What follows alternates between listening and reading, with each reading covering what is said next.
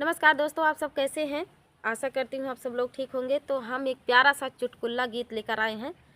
बहुत प्यारा है चुटकुला गीत, आप लोग फुल वॉच करके सुनिएगा और कैसा लगा कमेंट में ज़रूर बताना। तो चलिए सुनाते हैं प्यारा सा चुटकुला गीत।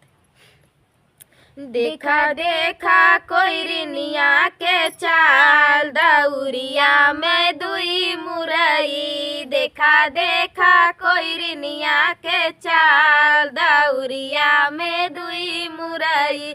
देखा देखा कोइरिनिया के चाल, दौरिया में दुई मुरई। बेचतई बेचत मैं ससुर लगे गईली, बेचतई बेचत मैं ससुर लगे गईली।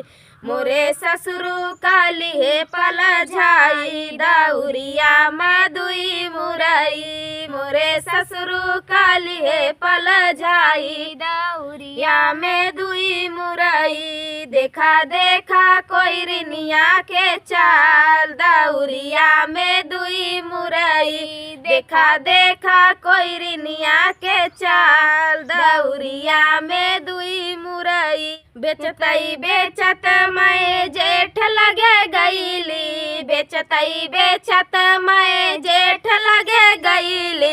मोरे जेठवा काली है पल झाई, दौरिया में दुई मुरई। मोरे जेठवा काली है पल झाई, दौरिया में दुई मुरई। देखा देखा कोइरिनिया के चाल, दौरिया में दुई मुरई। देखा देखा कोइरिनिया के चाल, दौरिया में दुई मुरई।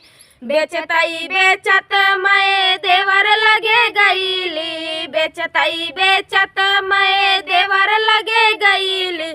मोरे देवर काली है पल झाई, दौरिया में दुई मुरई। मोरे देवर काली है पल झाई, दौरिया में दुई मुरई। देखा देखा कोइरिनिया के चाल, दौरिया में दुई मुरई। देखा देखा कोइरिनिया के चाल, दौरिया में दुई मुरई। देखा देखा कोइरिनिया के चाल, दौरिया में दुई मुरई। बेचतई बेचत मैं पिया लगे गईली, बेचतई बेचत मैं पिया लगे गईली। मोरे पियावा काली है पल झाई, दौरिया में दुई मुरई। मोरे पियावा काली है पल झाई, दौरिया में दुई मुरई। देखा देखा कोइरिनिया के चाल, दौरिया में दुई मुरई। देखा देखा कोइरिनिया के चाल, दौरिया में दुई मुरई। तो ये प्यारा सा कहरवा गीत आप सबको कैसा लगा दोस्तों कमेंट